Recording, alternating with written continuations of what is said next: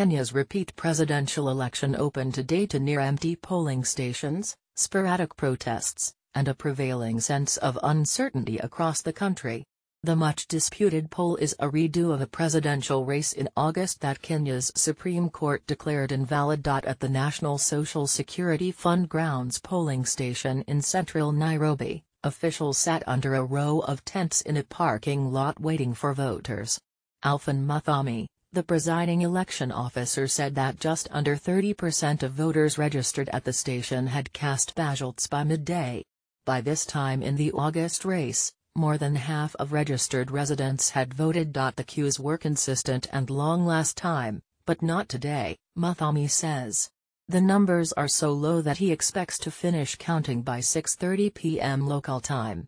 Last time, the counting took until the middle of the next day. Elsewhere, few people were lined up at polling stations in Nairobi. Voter lines were also thin in cities along the coast, according to local residents.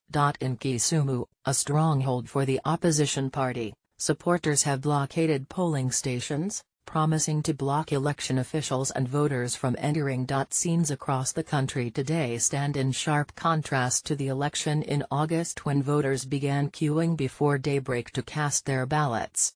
Turnout in that race, which was won by incumbent President Uhuru Kenyatta, ultimately reached 80%.